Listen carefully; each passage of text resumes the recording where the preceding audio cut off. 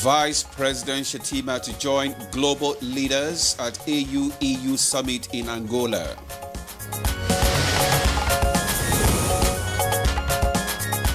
And on Good Morning Nigeria today, we shall revisit Safe School Initiative yet again.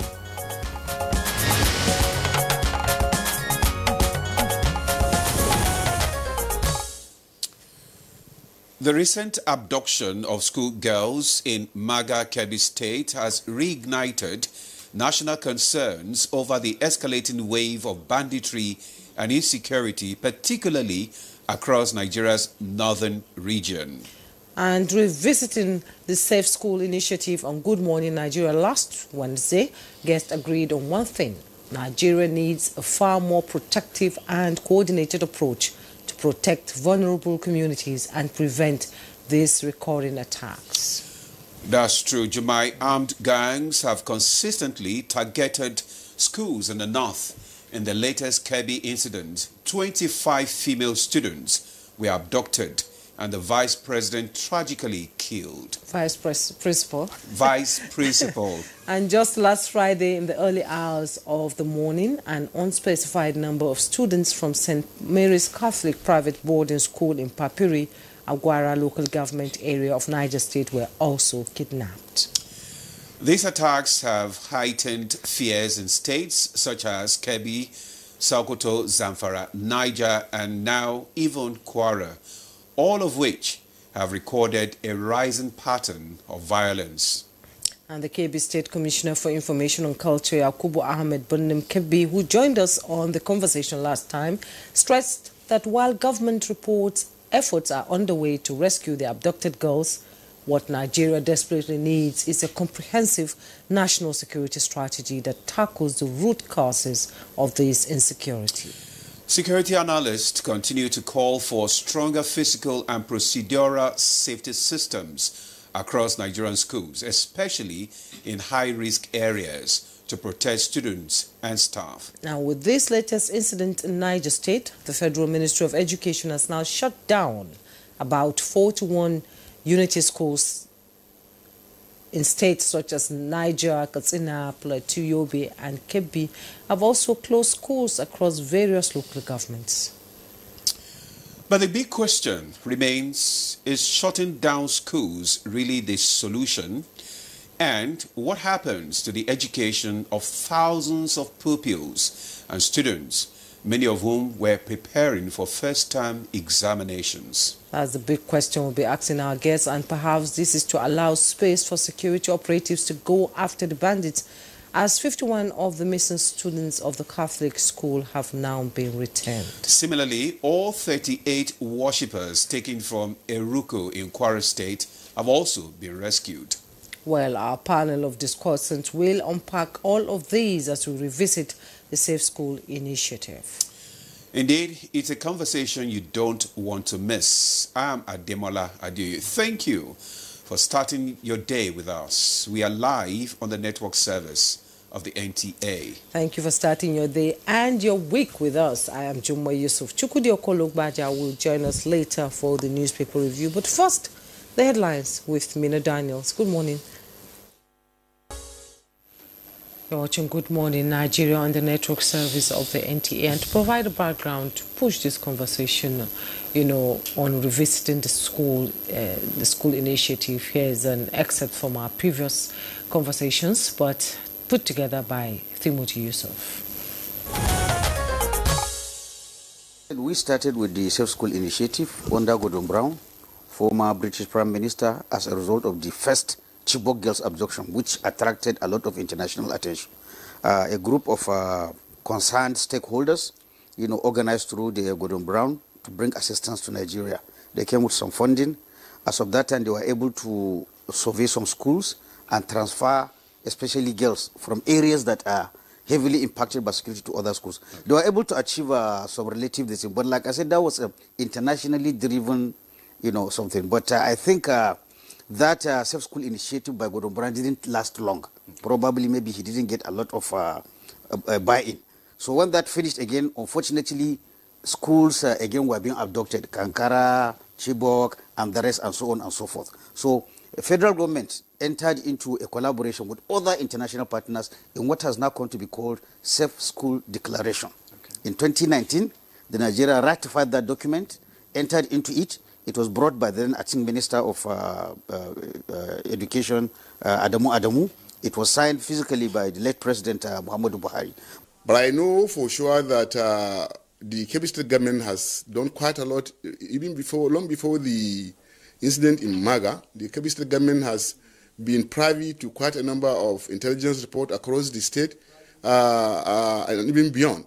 I want Nigerians to know from the beginning that we've been having problems of bandits coming in from parts of Zamfara and Niger State and even Sokoto State. We don't have any single cell of bandits in Kebbi State. What they do is to infiltrate from their comfort zones in Zamfara and infiltrate, come in and perpetrate their evil and rush back. But the issue of soldiers not responding or leaving the school, I'm not privy to that. But I know for sure that the Kebbi State government, since the coming of this administration 2 years ago, there has never been any government in Kebbi State that has been as responsive as this government in terms of responding to security issues.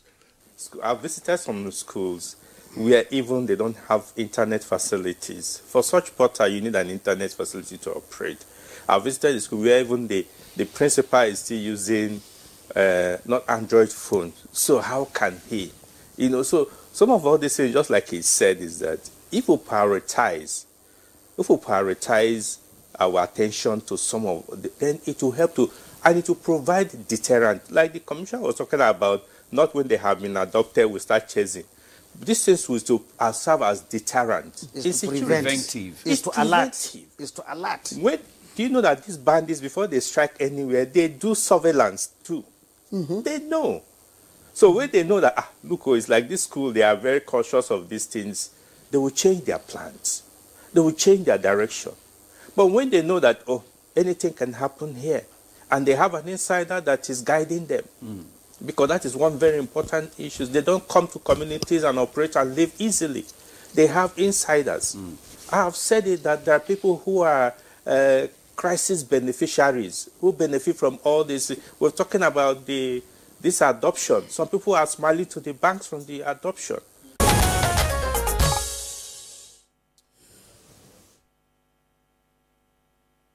Thank you very much, Timothy Yusuf, for giving us excerpts from our conversation last week, Wednesday, on the Safe School Initiative. That was the first conversation we had last week, Wednesday, and the guest, the excerpts there. With that, we have a guest in the studio to revisit the Safe School Initiative again today.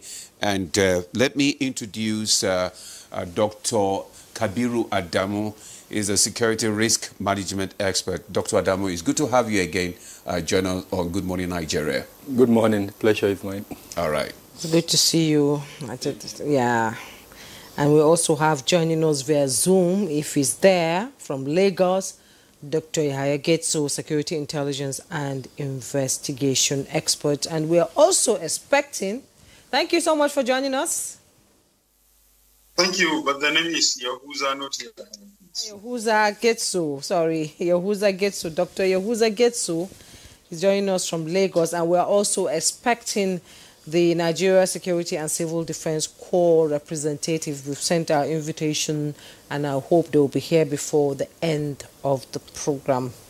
Thanks. Actually, we need them to come and give us the latest updates on the rescue operations that is ongoing. Now, Dr. Adamu, let's get your perspective on the latest development, especially in schools right now. There seems to be a spike, in the attacks, on schools, especially those in the vulnerable areas. What's your perspective? What do you think is happening? Okay, in simple terms, I think it's a reflection of the vulnerability that exists in our schools.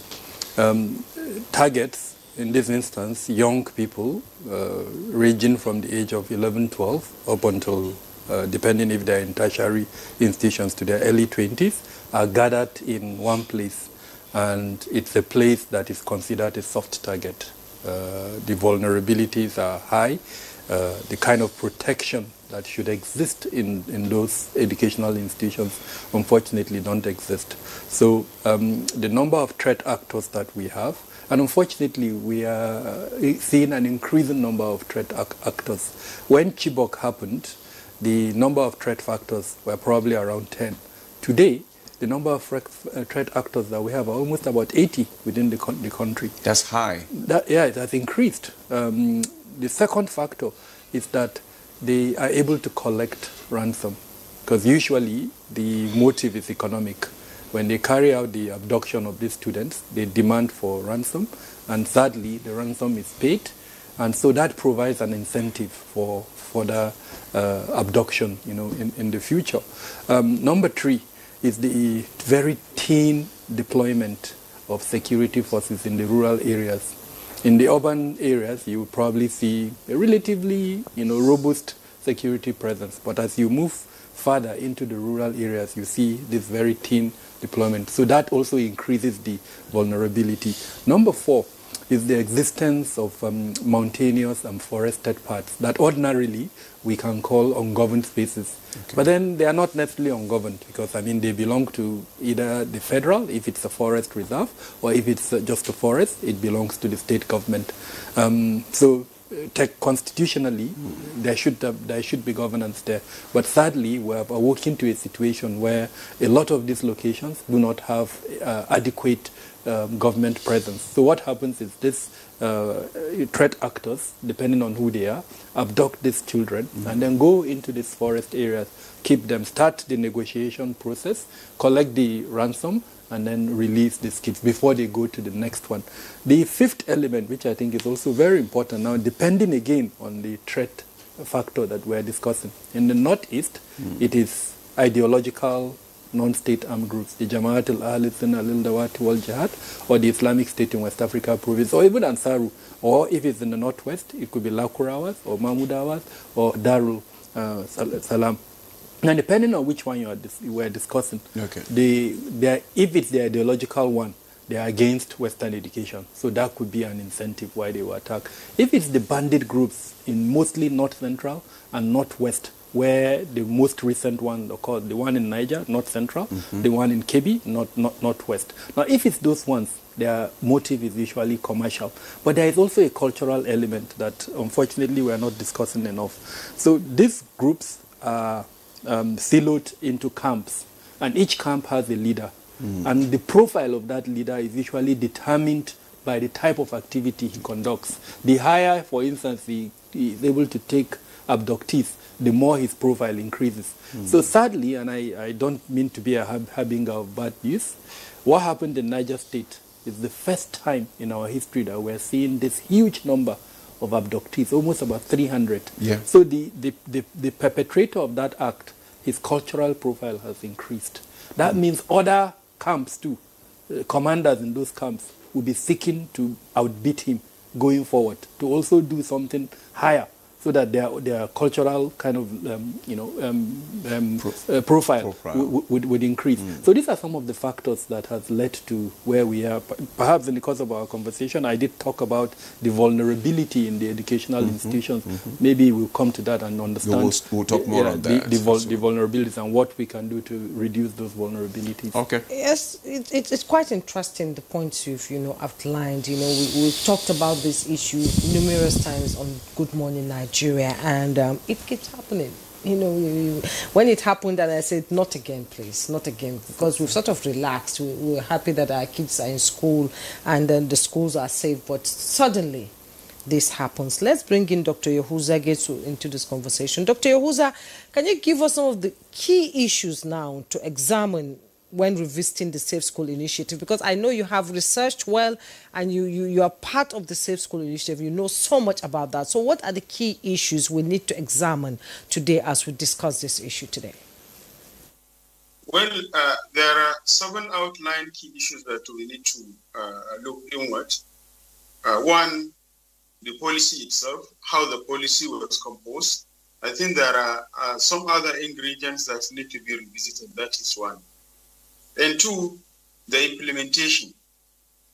The implementation of the policy is good when you look at the package, but the implementation process, when you look at the responsibilities assigned and how the lack of integration between the states, the federal and the local governments, as well as even the SBMC, that is the School-Based Management Committee. And then number four, monitoring and evaluation and assessing whether we pilot it into to some few schools that are really vulnerable, like mentioned by Dr. Kabira Adamu, and the rest of it. And number four, environmental. Do we really look at the environment where the policy is expected to operate? And how sure are we that we are really considering those environments? And then number five, where the policy is situated in terms of implementation. I guess as much. And I have mentioned so many times that the component of the policy is supposed to be under the auspice of the Minister of Education, not really the Minister of Finance. And then number six, we need to also look into what are really our targets. What do we want to achieve? And what are the vulnerability? And issues related to funding, how much do we have and for what purpose? And are we really focusing and targeting into the states where we have these issues of vulnerabilities, like states of in the northeastern part of the country? You have Borno, you have Yobe, and probably to some extent partially Kasebochi. And when you come to the northwestern part of the country, you also look at the states like Zamfara, Kebbi, Katsina, Sokoto, and then when you go to the north central and Kaduna to some extent, and when you go to north central, you prioritize Niger, Kogi, Nasarawa, and then also in the northeastern part of the country, also take into consideration state like Taraba. However, yes, of course, it has. We have been implementing the the policy for some time. Sorry, but what are really the effectiveness? What is the performance? How do we? What really do we have on ground? I'm concerned the implementation of the policy is an outright failure, because I am always in the downstream where we have the schools that are really vulnerable.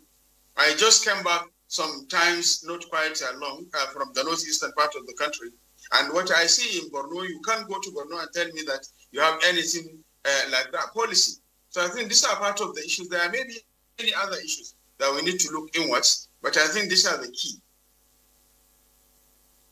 How much of the initial commitments, on the Safe School Initiative from 2014 to 2025 has been implemented so far? In your opinion, let's get your assessment of that. Well, as far as I'm concerned, I can probably say maybe 6%, if at all there is.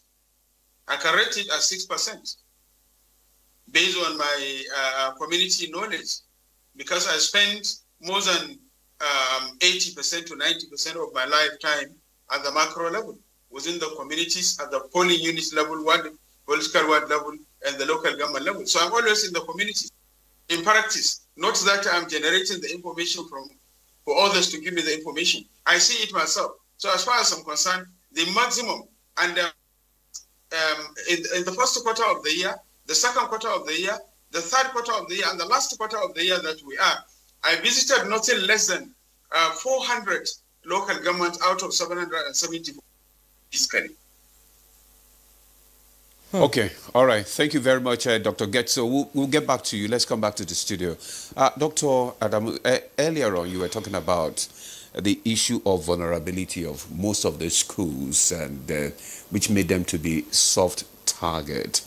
How do we begin to check all this, soft target? What can government do actually to ensure that these schools, the pupils, are safe? Right now, about 41, government schools have been closed because of this latest development. You can imagine what impact it will have on the educational development of the pupils as well, which means that they are not going to school and they are become a challenge to themselves, to their family, and to the society. So how do we begin to revamp this? And just to, further add to the predicament, we are adjudged to be the country with the highest number of out-of-school children before this incident started. Yeah. So that means, unfortunately, we're going to remain in that category. Unfortunately. We don't need to reinvent the wheel. The Safe School Initiative, for all intents and purposes, is a good initiative. Yeah. It comprises about two other very critical instruments.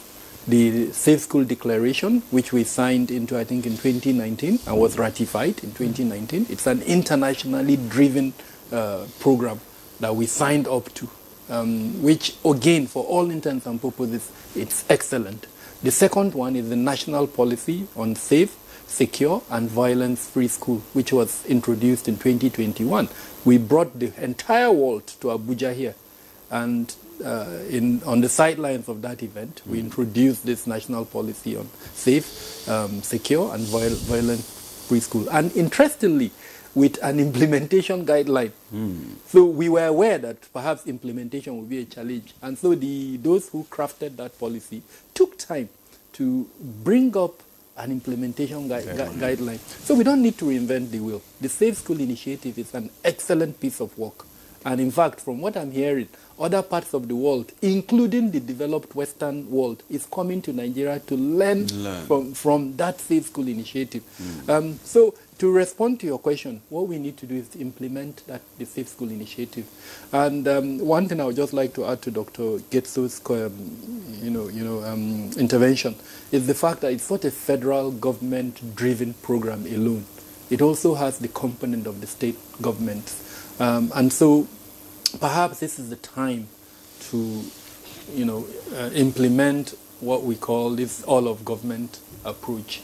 The 2 and 3 governments, actually, because education, as you know, is on the concurrent list, so all levels of government, federal, state, and local, and local do have a role to play. And in this instance, the number of private schools, I stand to be corrected in this, in Nigeria are probably more than the number of public schools now that we have. So that means private players too, proprietoresses and proprietors of schools would also have to join the Safe School Initiative. Now, there are several aspects of the Safe School Initiative divided into different roles. And just like Dr. Yahuza mentioned, it's a little bit amazing and surprising that the stewardship of that program was placed in the Ministry of Finance. And I'm hoping that you will invite that individual. I think she's a assistant director or deputy director, or maybe even a director now, because I haven't spoken to her in a while, so I'm not sure what position she is. I'm hoping you will invite her. Let her tell Nigerians how she's been able to manage that post, the post that was given to her to support the implementation of the program. And I can understand probably the philosophy behind giving the Ministry of Finance the stewardship because of funds. As you very well know, sometimes even if funds are budgeted, the release of those funds can be a challenge. So maybe that's why the Ministry of Finance was given that responsibility. But of course, the idea is that she would coordinate together with the Ministry of Education, together with civil society organizations. Interestingly, and I'm sure probably Dr. Getso would fall in this category. When I trained beneficiaries, trainees on the Safe School Initiative, it was a civil society organization that invited me, not even the government. It was in Kano, and they brought all the schools from the local governments in Kano, I think about 44 of them, and we trained them. Okay. So why I brought this up is there are layers of intervention under the Safe School Initiative. In terms of the physical security component, which speaks directly to your question, number one is the existence of physical perimeter fence. In the implementation plan, the dimensions of the fence is provided. The integrity of the fence is provided. So all the school committee needs to do, which is also envisioned under the program, is to pick up that implementation guideline and then seek to construct such a fence. The second part, which I think is also absolutely important in terms of what we need to do, there is a vulnerability assessment should have been conducted. And in today's world, that vulnerability assessment, I'm hoping, would be lying on a digital device, on a map, that I can pinpoint, if I'm interested in, let's say, my local government, which is Tambuwal in Sokoto, all I need to do is, the custodian of that document should be the civil defense. I should be able to just put my finger on Sokoto State, expand the map, and then bring out Tambuwal local government. Then I should be able to see all the schools in Tambuwal local government. Now, what was envisioned under the Safe School Initiative is that we would have levels of risk in terms of the vulnerability of those schools. So school A, good physical security posture. Level 2, as an example, maybe weak or medium physical security posture. Then level 3, non-existent physical security posture. So that tells me, as a state governor or as a local government chairman, if I want to improve security in my schools, I start from the bottom to increase. So that was what was envisaged under the plan. Now we've been told that by the civil defense that they have done that vulnerability assessment. They haven't shown, at least not to my knowledge, anyone. So I'm hoping that they will come. They are not here because they were invited, actually. Yeah, they told us that they've done it. That's repeatedly, I think. But you don't have it on record. It's not there. And even when you go online in an attempt to get it, you can't get it. So if in reality they've actually done it, they should present it so that it can be critiqued. The essence of that assessment is to assist in planning. It's useless to everyone if you've just done it and then you've kept it to yourself. This third component is the rapid response and early warning systems that should have been implemented in schools. Now, we've been told by UNICEF in a report they did, I think, two years ago, that only 37% of the schools they audited have those early warning systems and across Nigeria. And I think the fact that we're dealing with a situation in Niger State, a situation in Kebbi State, would attest to the efficacy of that their report. If there were early warning systems, the students would probably have known what to do. The teachers too would have known what to do. Non-academic staff would have known what to do. The community itself would have known what to do. So why I took time when you say would have known what to do, are you saying that because one of the things that some of the guests discussed last week, Wednesday, was that there is a need for the schools, the pupils, even the community to be trained on security, So that was what was envisaged under the Safe School Initiative. All of these components, these layers, will be trained on what to do. As an example, a hibernation center.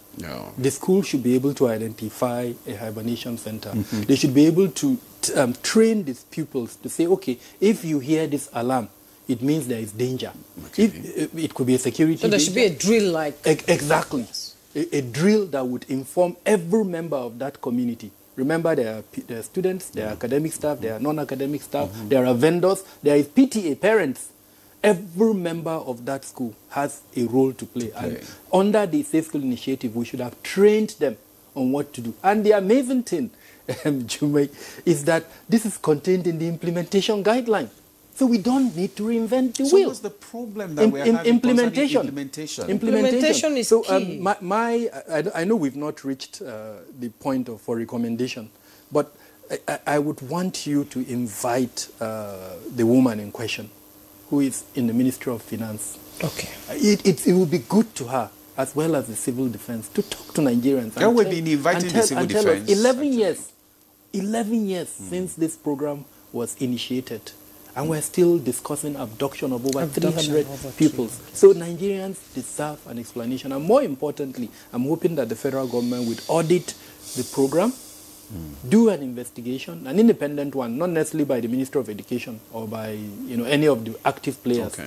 Set up a committee and one that would have the authority to look into critical aspects. How much was disbursed in terms of funds? Who got those funds? What did they use those funds? Because I've heard the woman in question. I've heard her mention the amounts he's given to the different stakeholders, Ministry of Education, even civil society organizations, and they are in billions. 144 billion. That's just one component of it. When it was started, the money that was envisaged, I don't want to go into that, but let's just suffice to say we need to audit that program. Okay. Let's pause here and bring in Dr. Getso into this conversation. Dr. Getso, you've listened to the points raised by Dr. Kabir Adamu, on the coordination mechanism, between federal, state, and local authorities to protect children. And now, it started in Chibok, Dapchi, and all that, but it's beginning to, abduction is beginning to expand across the country. So how can this strategy now be expanded itself to accommodate the 36 states of Nigeria and, of course, the FCT, because we really don't know where it's going to happen next? The reality is, if we really want to implement this policy, we need to look at many issues. One, revisiting the school-based management communities, and then looking at the realities on ground and dealing with the situation. Bring down the audio of your device that you're listening to so that we can hear you. You're not audible enough.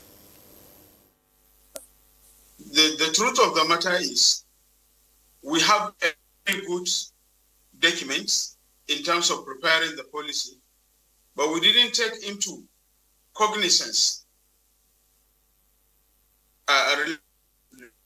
When I hear this, that we have what is called a safe school initiative, when I go around to the communities, when I see the physical looks, and when I see the situation, the pupils, they move into the school. And when I look inwards the curriculum, I was a teacher for 16 years at a various level, right from the nursery up to the tertiary institution. And I believe what I'm seeing now, what we have on ground, in terms of issues related to implementation, I think we are just deceiving ourselves that we have a policy of safe school initiative. Yes, of course. Let all the countries in the world come to Nigeria when they into the communities where the beneficiaries are supposed to be. Don't see anything virtually, because nothing is on ground. If you say you are giving money to the police or to the civil defense, these are institutions that are they themselves, they are not even organized. There are a lot of challenges on how they relate, on how they even understand the concept itself. So how do you expect somebody who doesn't really understand the concept or the document or document somewhere in the shelf to implement what he doesn't understand? So there are so many complex issues. As far as I'm concerned, it is either we move this policy to Ministry of Education and then repeat it on piloting it from the macro level, that is from the way we do our leadership recruitment, taking into cognizance maybe pilot to some of the polling units geographical location out of 10 in the selected local governments. Maybe you test it in maybe 5 polling units out of 10 or 3 out of 10, 2 political words out of 10, and then you come back and review what were the results, what were the outcomes. I get confused when I hear the amount of money being spent or being distributed to those agencies. Because, like I said, I have visited nothing less than 400 local governments, and nothing less than more than almost 600 political words, or even more than that, within the couple of first quarter, second quarter, and the third quarter and the present quarter that we are. But when you go, there is nothing there. Nothing is zero. There is nothing on ground. So I believe when you start to sample the opinion of the community members, and even when you ask some of the civil defense staff working at the periphery of the down level, when you ask them, do they know anything self-school initiative? They don't know. So I wonder, we keep talking on something that is not there. We have been putting the money. I had that Senate committee, Senate have set a committee to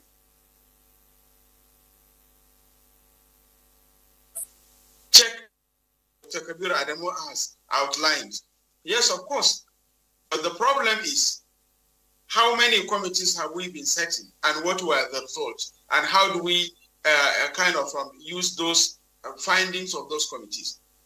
Results, yes, of course, we can set committees, but not really by Senate. You need to look at the experts who will critique.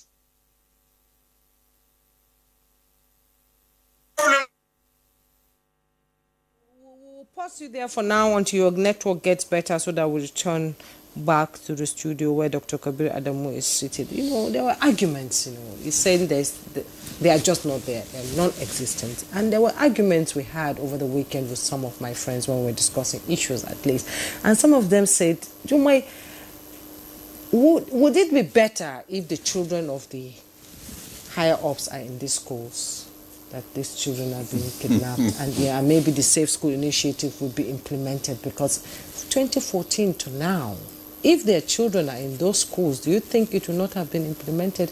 What do we do about, you know, private schools? You know, you said the numbers even higher than government schools. Is it propagation of private schools that nobody really cares now about, you know, government schools, especially in the local government areas?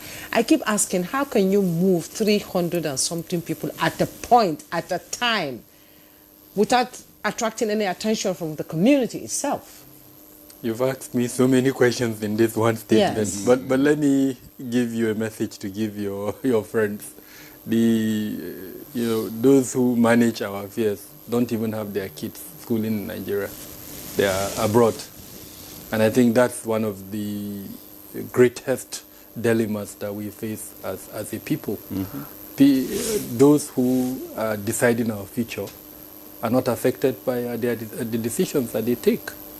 Perhaps, and I know it's been mooted, even in the 10th Assembly, that perhaps we should make it a criteria for elective positions for anyone who wants to run.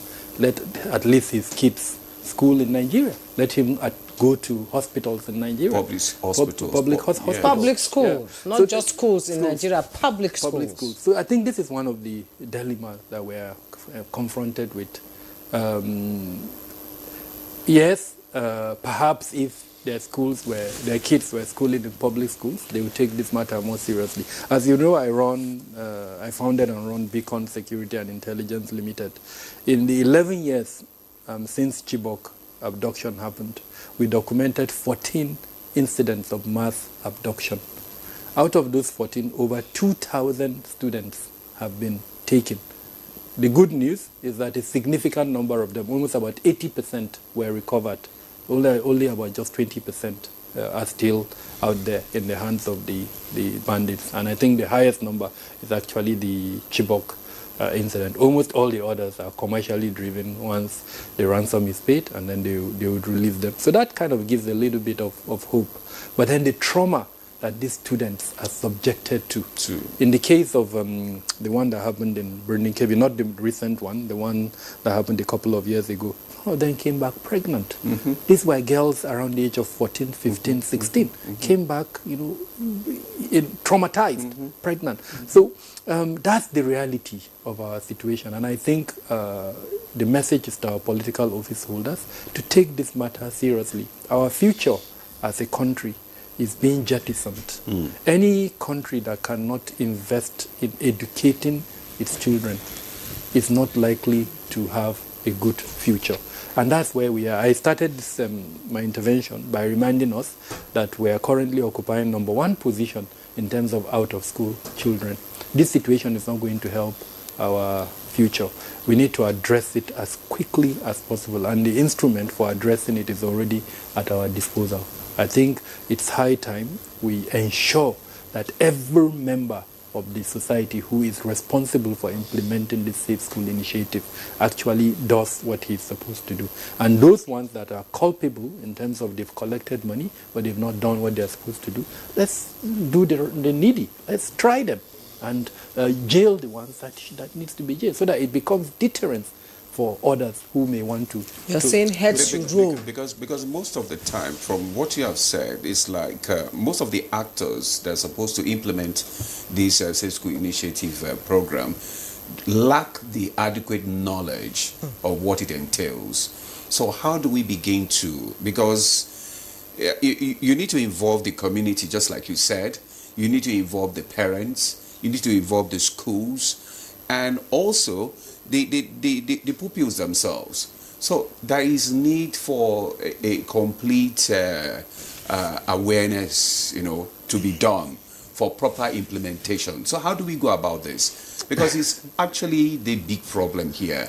Because until that is done, and even the society is aware of it, then we begin to have a solution to what we are talking about. Forgive me, I'm laughing, but it's ironic that everything you said is actually contained in the Safe School Initiative. Allow me to read from a component of the Safe School Initiative, which talks about training and sensitization. It envisages that teachers, students, and community members would be trained on personal safety, bullying, conflict resolution, and emergency drills, as well as psychosocial support for traumatized students. So, again, we don't need to reinvent the wheel. Let's not forget that this was introduced in 2014. It was revised, I think, in about 2020, 2021, after we signed up on the national policy, and then, of course, they set up the implementation function and gave it to Ministry. So we don't need to reinvent the wheel. We have everything it takes. If you pick one after the other, all the components, especially the implementation components within that program, everything we've discussed here so far is contained in that document. The challenge is one of implementation, which is unfortunately the nemesis of Nigeria.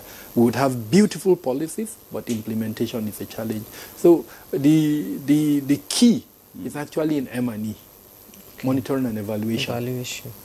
If we can pick that implementation guideline and develop M&E tools from it that cuts across the federal, state, and local government levels, and then go about making sure that we hold accountable all the players within the various strata, the federal, the state, and the local government.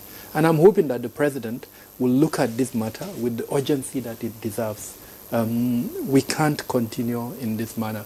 Our future is being jettisoned. Students who are supposed to be in school, I mean, as a parent, all of us here, of course, as parents, you're not likely to leave your kid if they're attending a public school, because you love your kids. So the likelihood, as at Saturday, I counted 10 states that have shut down schools. 10 states as at Saturday.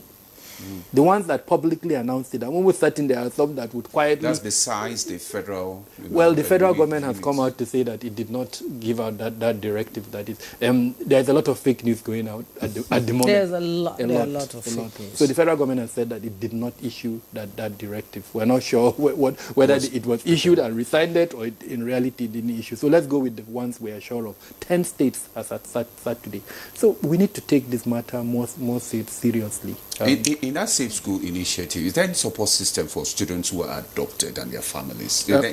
So like I mentioned, this psychosocial support for traumatized students is meant to address that. And I believe some states, I'm aware that Kaduna State and a few other states have set up such systems for psychosocial support for victims. Even this most recent one, that's for a church, the one that happened in Kwara, when the governor released a statement, he did indicate in that statement that the victims have been offered psychosocial support.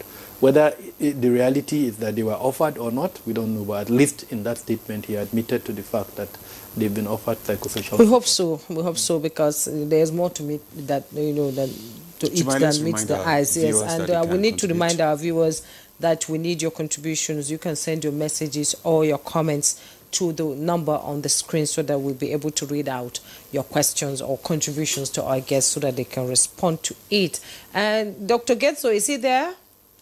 Okay, Dr. Getso, if you can hear me now, we've talked about the community itself where these schools are situated and the level of awareness that is out there on the Safe School Initiative. Not just about the school itself, but the community, because when they abduct these students, they pass through the communities. So how can these communities be better integrated into school protection efforts?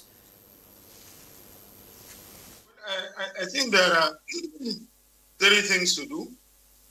One, there is need to identify the affected community and also conduct a kind of maybe a ward level sensitization meetings where they can be, the communities can be mobilized to understand and to know about the policy, and then to have basic information and basic guidelines on how to kind of participate in the policy implementation. That is one. 2, there is need to have a kind of a feedback mechanism where the engagement between the school management and the security institutions and the community members will have a kind of a coordinated mechanism where they will be having a review meeting and discussions and assessing the risk and the mitigation factors. And number 3, there is need for the local education authorities to kind of have an engagement with traditional and religious leaders. So those traditional leaders will be making it like one of the topic of discussions during the monthly security review meeting. This monthly security review meeting is happening every month in each and every local government that we have in Nigeria, where you have the presence of all the security agencies, all the traditional leaders from the macro level up to the district head level. The meeting is still taking place, so it should form part of the agenda of discussion. The issues related to vulnerabilities and the issues of the self-school initiative, or rather, even at the community base, they should have another system where communities will also serve as volunteers, or you engage some of the youth to train them to serve as volunteers, whether maybe to give them some token or to build their confidence and trust to understand that it is their own responsibility. I find it very difficult to understand why schools are being shut down, because it's like we are encouraging the criminals. It's like government is telling them that we lack the capacity. We cannot accommodate your challenges. So what we do is to shut down the schools. And like mentioned by Dr. Kabir Ademo and all of you during the discussion, as you discussed in the studio, that most of those who are implementing or who are making the policy, they are not really directly affected by the policy, because their children are not schooling, even in even the secondary education. They send them abroad. So they don't know, and they don't go out. They sit in Abuja, they sit to their computer, looking at their computer, and make decisions. We go to these communities. So there is need to have improved synchronization, partnership, and kind of coordination mechanism between the community members and the schools-based management committees. That school-based management committee is very, very essential in a kind of improving the self-school initiative or implementation of the self-school initiative. But how effective? What are the performance? What do we do? Where is the assessment? What have we, where is the review? What do we do? Actually, I feel like crying. When you go down, there is nothing. The communities are not aware, they don't know. So you need to carry them along. There is what has been called as ward level development committees, which is still in existence. There is settlement development committees, which are still in existence. Those are structures that has been set up by UNICEF before.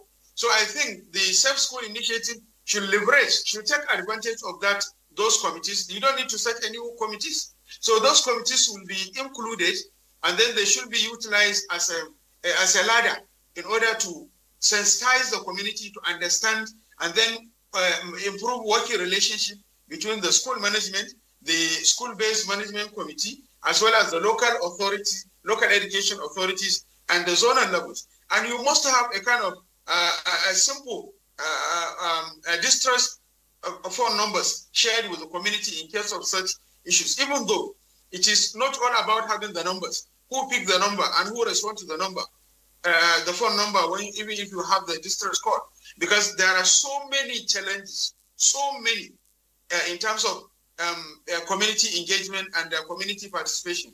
So it should be a kind of community driven, whereby the community will be encouraged and their capacity will be built up so that they can drive, you can have a drive from the community. So it will be community initiated, community driven, and build the community for ownership, to own the process and own the system and believe that it is ours. And at the same time, those policy implementers and policy makers, like mentioned by Dr. Kabir Adamu, there is a need for them to be forced a kind of a condition, to have a condition that their children must be in those schools, and the public schools, in the public tertiary health facilities, and so on and so forth. Until and unless you have some of this and many other things, then you have the community participation realized, and then you will have the policy. You will see something. But actually, when you go to the macro level, when you go to the political wards, when you go to the schools at the down level, when you go to the school, even at the local government levels, you realize that there is issues related to managing disaster, managing if there are maybe any situation, children even use, many of the fences are broken. So there are a lot of issues. In fact, it's quite disheartening and frustrating. Yes, Dr. Getso, it's quite disheartening and very frustrating. And we are all hoping that very soon we'll be able to have a solution to all these challenges that we are having in our schools. We already have some comments and questions sent by some of our viewers, which we will read out so that our guests can respond to them. This one says, "Good morning, Nigeria. I am happy for this program. I would suggest that civil defense should be introduced and made compulsory in secondary schools. Unfortunately, the civil defense people we invited they are not here to further, educate us on what they are doing." Good morning. This second one says, "Good morning, Nigeria. This is an interesting discussion. Please, how can individuals and communities join the Safe School initiative?" Yeah, then this one is says from Chike Dim, is from Warri Delta State. Said the recent spate of abductions of students in schools is worrisome. Parents are getting more concerned on the safety of their kids' words in schools. Like I emphasized in the part 1 of this topical issue, government needs to expedite action by providing adequate security in schools, especially those hotbed states of banditry and kidnapping. It's heartbreaking that students who are minors are more vulnerable and are being targeted by this unscrupulous element. These children under threat are the future of this nation, will put the future of this country in jeopardy if we don't protect them. Do you want to respond to some of this? No. Okay. Before you respond, we have to take a break. Okay. We'll go for a break. When we come back, we'll have our guests respond to some of these comments. Stay with us. Thanks for staying with us. You're still on to Good Morning Nigeria on the network service of the NTA. And we are still discussing the Safe School initiative. And we have our guests still here who are throwing more light into the discussion. Before we went on break, we took some of the comments from some of our viewers, which you were going to respond to. Maybe you can do that now. Yeah. So let's start with the civic education component, as mentioned by one of the contributors. I think that's a good initiative. I'm aware that the National Orientation Agency is putting together a certain intervention that will probably address that. The idea is to have at both the primary and secondary school level, and probably even at the university level, certain elements of courses that would, as when we're growing up, for instance, social studies. Yeah. Then I think at the university level it was, I've forgotten the name of the course, but it's a 101 that every fresher in the university I've forgotten myself all the age. is meant to take, and it was a compulsory course. Yes. So you take it, and it reminds you. It's a 4-unit course. Your civic responsibilities. So I agree totally with the with the contributor. I think the current crop of youths that are coming up have not benefited. We used to have man o' war then in schools then. So those are all aspects that could help. Man o' war is still in existence, but how well it has integrated into our systems, I'm not sure of that. So again, I agree, and I'm hoping National Orientation Agency, one of what has come out clearly is that the Ministry of Education does not need to reinvent the wheel. Or in this instance, the Ministry of Finance, as you know, ridiculous that this sounds, must not reinvent the wheel. Some of these things can be done by sister ministries. This, as an example, is something that the Ministry of Education can drive, but with the support of Ministry of Information. If National Orientation Agency already has an intervention, then embrace it and just see how you can make it functional for your own purposes. The second component regarding how members of the community can join the Safe School initiative. Individuals and communities. So the school-based security management committees, the way it's envisaged, it's going to have membership from different components, including families, including PTA representatives. So I'm calling on first the Ministry of Education, but also the civil defense. Civil defense has a platform for, as it were, managing private security companies. I wish they were here to defend this, but they're not here. You know. Available records show that the special squad that they should have created to support protection of schools under the Safe School Initiative only has 1,050 personnel. Wow. I repeat, 1,050. Across the country.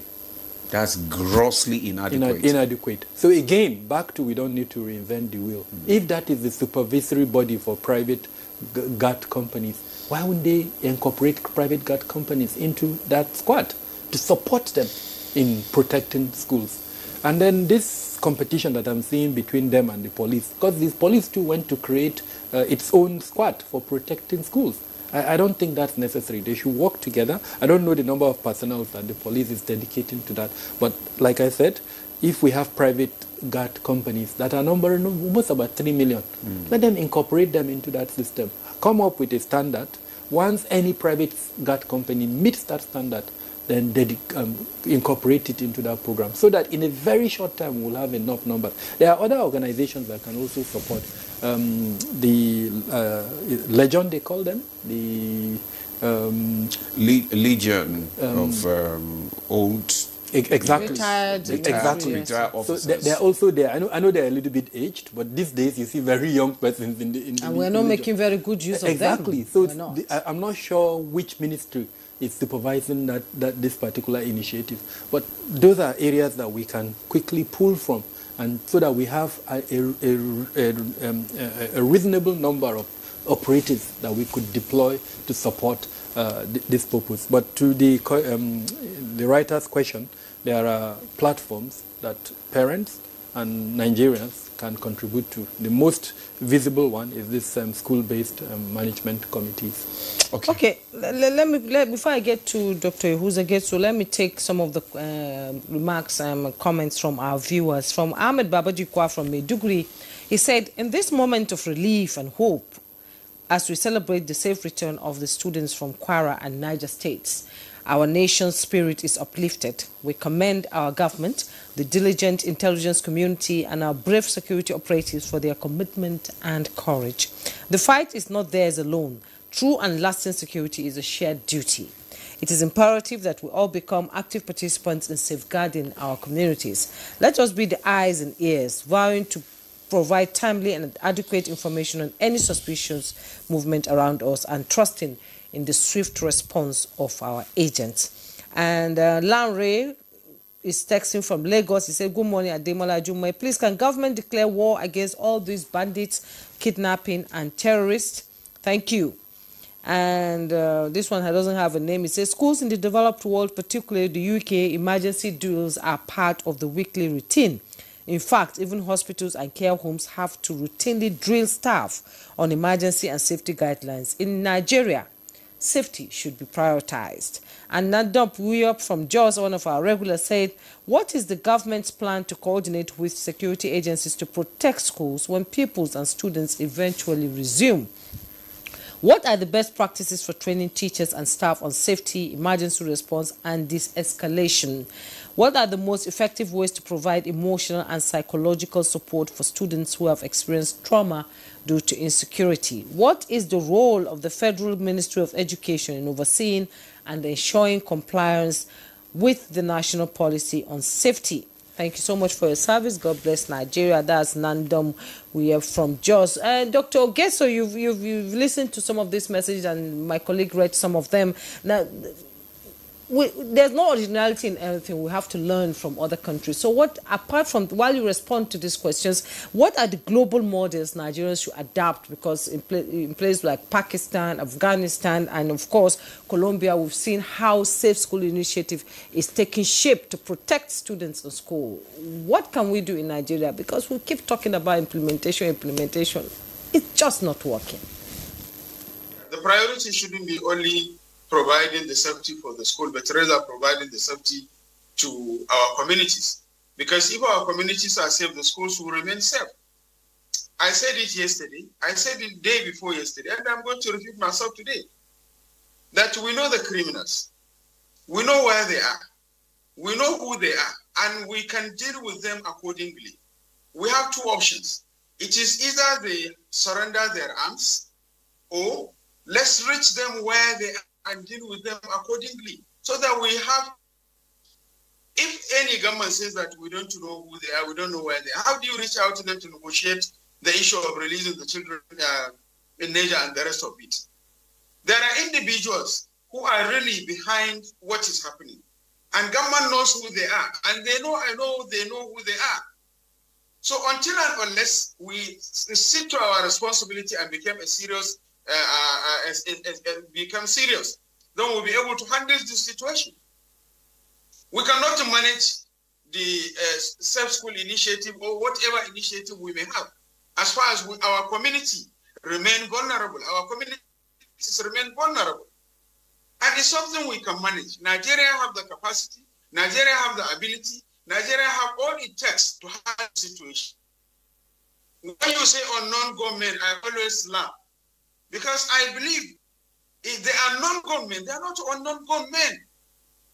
They are within the communities, they are within the schools, they move around freely, unchallenged. So until and unless we are ready to handle these security challenges that are bedeviling the nation, that is the only way forward. Until and unless our leaders are ready to fear Almighty God and believe that once they are going to account for whatever that has been assigned as a responsibility to them. And until and unless we are ready to hold people accountable and responsible for what is happening, you cannot tell me that there are ungoverned spaces. Okay, what are the traditional leaders that are there? Are they not part of the government? What of the religious leaders? Are they not part of the component of the government? Even if they don't have the authority, they cannot instruct, or they are not instrumental to making A, B, C, D in terms of operational or practical. But what are you doing? Why are you utilizing them in generating other information? Since we know the criminals, we know who really abducted these children. It's not that we don't know who they are, whether they are ideological, whether they are criminals, whether they are being supported through either enemies within or enemies around or enemies at the back of the curtain. But how serious are we in managing the security in our communities? We only have a way forward to have a sincerity in purpose in everything we do. Once we cannot have that, we will never get it right. And I really sympathize with Nigerian government and Nigerians for giving the impression of shutting down schools. It's very bad. Why do we have to panic? Why do we have to panic? Even if it means going for operations to have some collateral damage, why can't we go on that? We know they are not in any, you don't have anything hide out. I made mention that on that day, and on the eve of the day, the children of Maga were to be abducted, I provided information at 6:04 p.m. that Dankosogu local government and the other local government around are at risk of very high attack. There may be a very high attack, but the negligence, the sabotage, and up till now, we have not held anybody accountable. Up till now, there has never been a single person that has been declared that is responsible for the negligence, is responsible for the sabotage against the state. The communities are there. The communities, if they are watching me, they know I was in those communities sometimes 3-4 weeks ago. And as far as I'm concerned, those criminals are spread all over those communities. They are still there in the Kosovo. They are still there in Rijau. They are still there in Maru. They are still there in Mashegu. They are still there in Mariga local government. They are still there in part of some of the areas where Governor of Kebbi keep arguing that there are no criminals in Kebbi State. We know they are there. Let's be sincere and honest. The communities are handcuffed. They cannot do anything. We have the capacity, we have the ability, and I believe the personnel that we have, if they will be given all it takes, they can be able to deliver. We have the capacity, we have the ability. We can do it. Let's be careful, because the future of any environment lies more on the ability to deliver education. If you don't have education, if we collapse, if our education system collapse, it means the total everything will collapse in the society. Why do we have to shut down schools? It's a weakness. It's a big weakness. And it will be very, very difficult to regain the loss of glory on this point. So we need to be serious. And the communities must understand that delivering the security or the security agencies alone cannot deliver. All hands must be on deck. But the communities are providing this information, because I have evidence that these communities provide information 24/7. Even as we are now, if I check I'm sure I will have nothing less than 100 messages from various. What are we doing? We have to find a systematic and be honest and sincere to focus on dealing with the situation on ground accordingly and ensure that we secure our communities. That's how. Okay, all right. Thank you very much, Dr. Getso. You have actually dealt with a lot of issues here. You brought out a lot of issues that the communities especially must be safe. And these people, they live in the community know them. So why are the people not speaking out? Why are the people not talking? And you know, there is this thing by NOA, if you see something, say something. But some people have said that if they say something, then they will see something. So they are afraid to say silence. So they are afraid to say something. So there is a kind of a bit of lack of trust in the system. So how do we begin to rebuild this trust now? Because that is just where the problem is. What do we do? So under the Safe School Initiative, the Civil Defense, the primary agency given responsibility for implementing the program, is supposed to set up an emergency call number. And if I remember well, it's supposed to be number 94. So just two numbers that everyone can call and report, a distress situation. I'm not sure that number is working at the moment. I'm also very concerned about the proliferation of emergency numbers. 94, you said? I think so. Just like 911?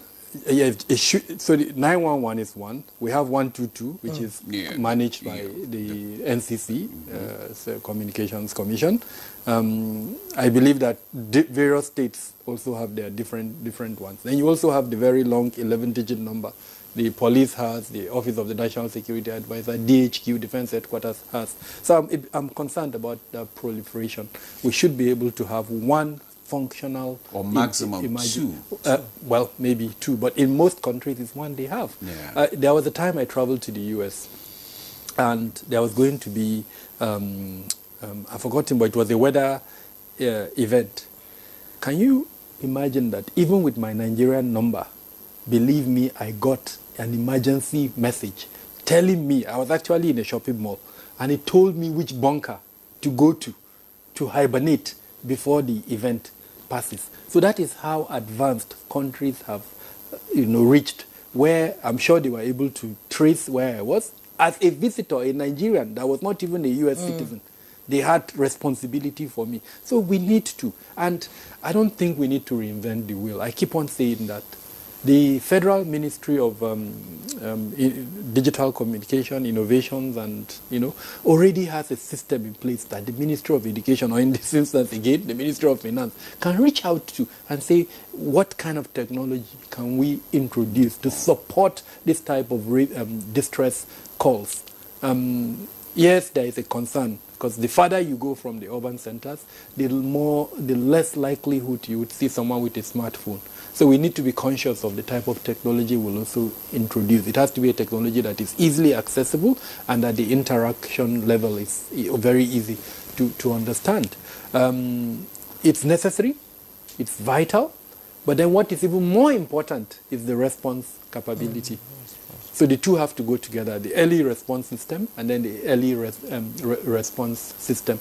In security standard, that response system shouldn't be more than 7 to 15 minutes.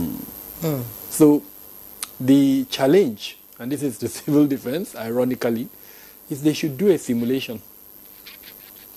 Map, like I said, the 774 local governments, go to the farthest local government in probably Borno State, in Askira Uba, and do Okukawa, and do a simulation and see how long it takes their rapid response squad, according to the layers, to go to that school. If it takes them less than 7 minutes, then they can clap for themselves. If it takes them longer than that, then they know they failed. So we don't need to reinvent the wheel. These things are doable. We just need to be serious about it. We've seen it done. Trust, We've seen it done in How do other we countries. build trust? Rebuild the trust? Because the people seem to have lost in trust. 30 seconds, so that we get to... It's really about showing commitment. If the 3 levels of government can show commitment, our people are ready to follow. We are not a difficult people. Honestly, we are ready to follow. So we need to see commitment from our political leaders. Let them prioritize this issue. Someone has already suggested that the president should declare a state of emergency in education. Yes. I'm in support of that. I'm in support of that too. And let's bring in Dr. Yage. So are you in support of a declaration of state of emergencies on education here in Nigeria? Like Dr. Kabiru Adamu is saying, we are followers. We follow the government. Anything that government says, yes, do this, we do that. And I will begin to put ourselves in the shoes of parents whose children are out there, who have been abducted, some of them, like Kabir Adamu said, they come back pregnant. After the TV jamboree of receiving them in government house and all, what should be done? Psychoanalysis, Kabir, social, yes. So what do we do? Sorry, come again with your question. I didn't get it. I was thinking of putting ourselves in, in the shoes of parents who have lost, whose children are out there, who they are still expecting for their children to come back. And those that come back, actually, some of them come back pregnant, like Dr. Kabir Adamu said. So what should be done, after all the jamboree, in the government house that they have with, identifying clothes to show that they care. What happens there? Follow up? Well, I think it is really, I hope and I pray, and to the best of my knowledge, those that abducted the children in that of Maga, they are part of the group that they don't allow abuse of the girls. I don't know that of Niger, but I believe that from the insight I have, it is believed that we may hardly have any from Maga that may come back abused. There may be, I'm not sure. I cannot be certain. But I believe that those group, they don't allow. In fact, if anybody attempts, I know they can kill anybody who may attempt to abuse one of the girls. That's to the best of my knowledge. there may be some other things, or it may be something different. However, if that happens, I think there is need to have medical psychologists and then the medical personnel to guide and assist the parent in that regard. But I pray and hope that none will be abused. To the best of my knowledge, for the insight I have related to the group that I am confident are the group that abducted the children from the secondary. I believe they don't allow their member to abuse the children, talk less of going to impregnate them or something like that. So I'm hoping and I'm praying that nothing like that would happen. But if it may happen, we need to bring in the medical psychologist and other things. It is really pathetic and really frustrating. Dr. Yuzagetso, we thank you for your contribution this morning. He's a security intelligence and investigation expert. We appreciate you as always when we call upon you. You know, on our programs, you're always there. We hope to see you soon again. Thank you. Well, Dr. Adamu, 30 seconds, your final words. Your parting shot. It's just to call on the various levels of government to take this matter seriously. Like we mentioned, perhaps declare a state of emergency in education. And while that is being done, to also conduct an audit to find out where we are on this Safe Schools initiative. And then, of course, the monies that have been given out, if those monies have been siphoned, whoever is responsible should be penalized. Okay, thank you so much, Dr. Kabiru Adamu, security risk management expert. Thanks for your perspective on this issue. Thank you for having me. We actually invited the civil defense, but unfortunately they did not turn up. We hope that next time they will be here to give their own side of the story. Thanks for joining us. I am Ademola Adeoye. And I'm Juma Yusuf. Do have a wonderful week ahead.